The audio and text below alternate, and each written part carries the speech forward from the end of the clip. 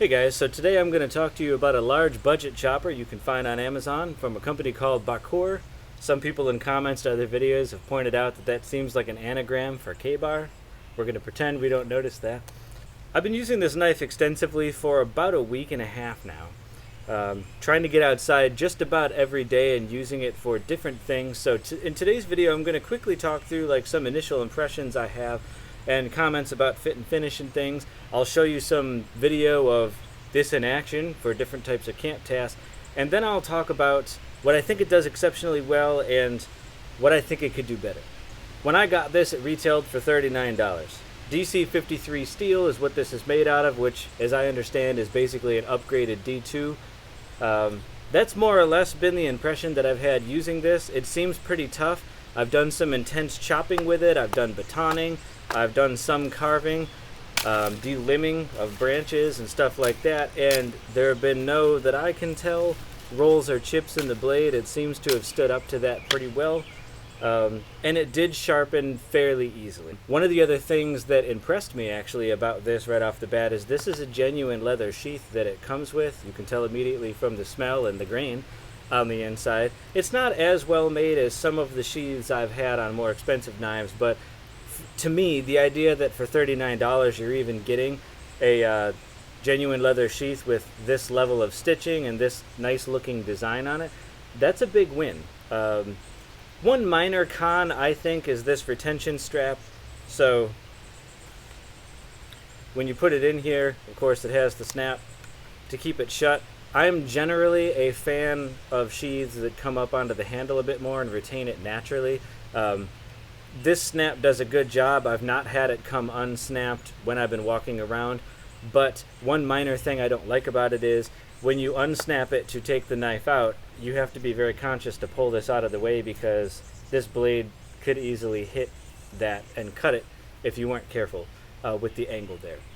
The handle is, I'm not sure what kind of wood this is, but it's nice and smooth. It feels good in the hand. It's a little blocky for my hand. I wear a large size glove.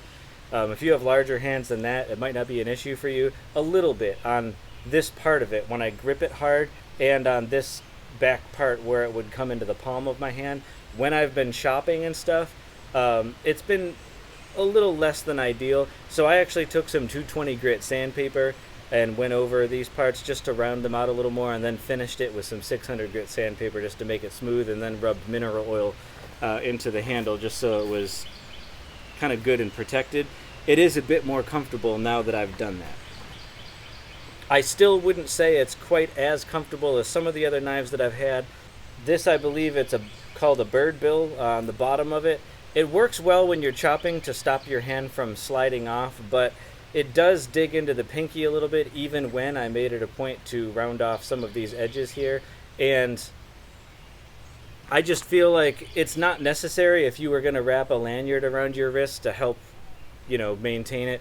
I would rather have a handle that didn't have that and just rely on lanyard than have it there and then have it dig into my pinky a little bit. I did find that if I let my pinky kind of ride up here and go back a little bit with a lanyard, it was a little bit more comfortable, but it still dug into my pinky more than other knives that I've done that with. And that takes me to another point that I wanted to show you, which is this hole right here is not actually large enough to put paracord through. And so as you can see, I have some bank line through it.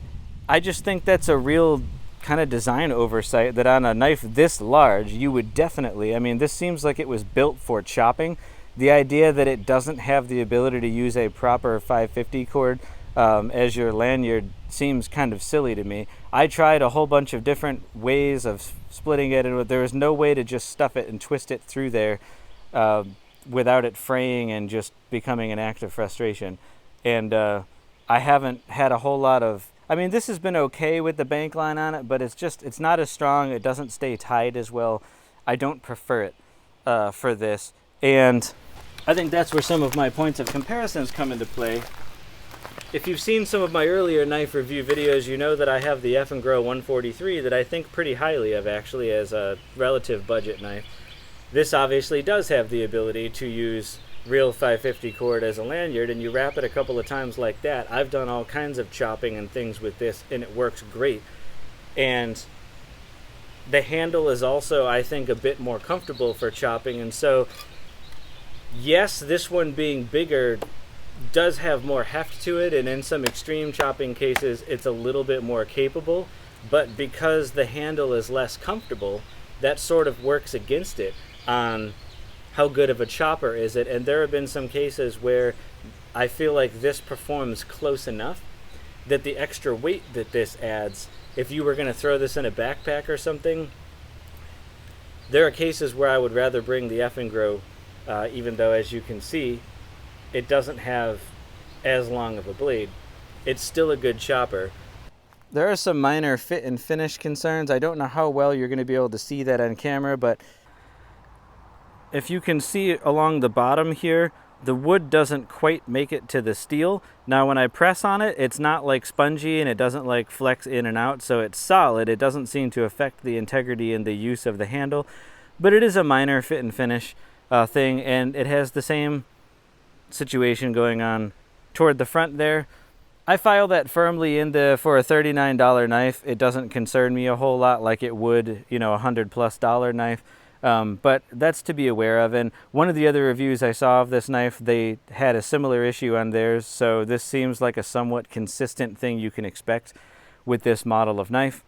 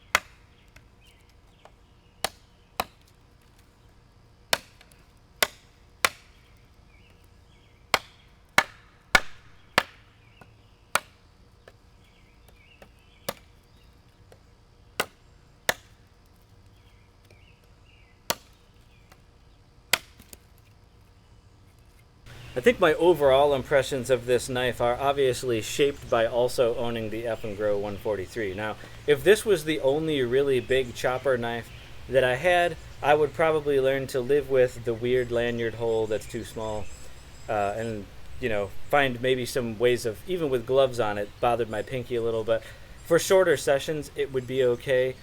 But since I have this, there are just a lot of cases that I think, for the little bit extra money that this is, I think this is a $79 knife or somewhere around that area. So it is a little bit more expensive.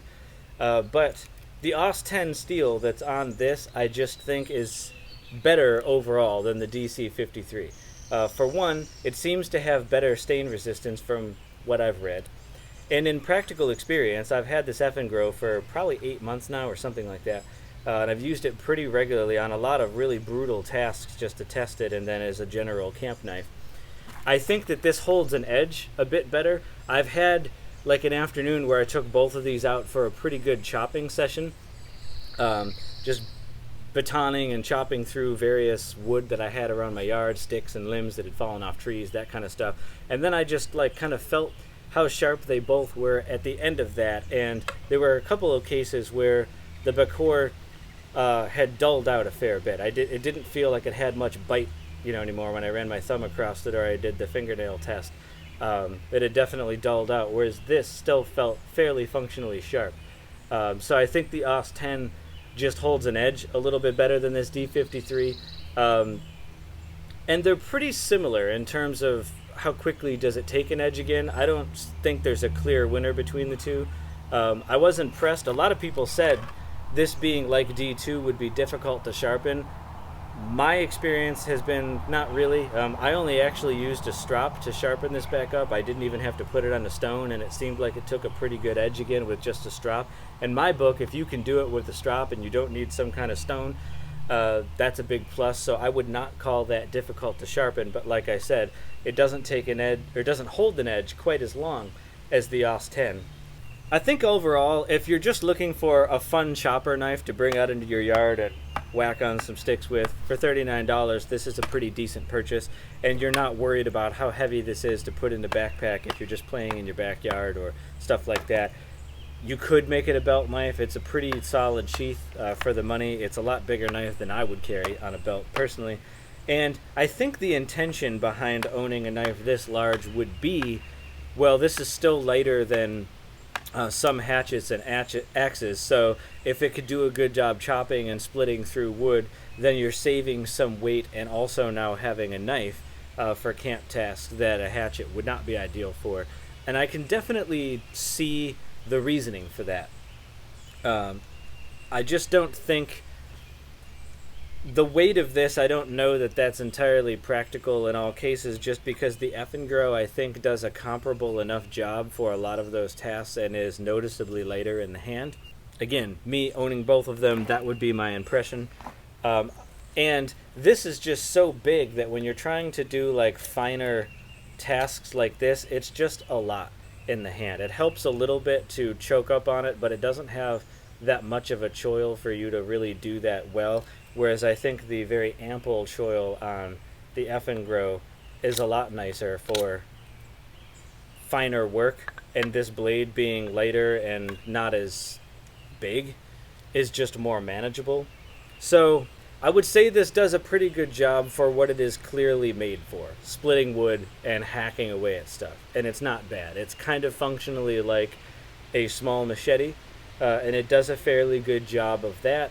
And the handle is pretty comfortable, apart from my personal distaste for this little part at the bottom there. I think for $39 you can certainly forgive some of the minor fit and finish imperfections on the blade, and you're getting a big hunk of pretty decent steel that really can take abuse. I've got to praise DC53. I haven't used that steel in knives before, but I've been pretty impressed with the abuse that this knife can take without any damage to the blade. Certainly if you were out in the wilderness or doing rough camping, or you're in some kind of survival scenario and you had that knife, you could feel pretty confident that you could do pretty much whatever you needed to do with it in terms of heavy tasks, and it would take it.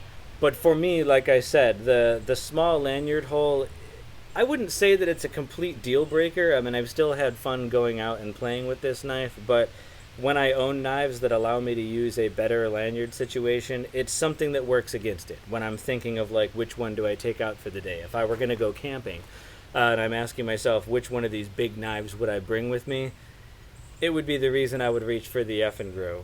And more so now because I got an aftermarket attachment to go on the Kydex sheath that allows it to ride a little lower. One of the complaints I had about the Eafengrow when I first got it was the sheath mechanism clipped so high up onto your belly that the handle was slapping you the whole time you're walking around. With this attachment, it now, like a dangler, sits low enough, it makes for a pretty decent belt knife.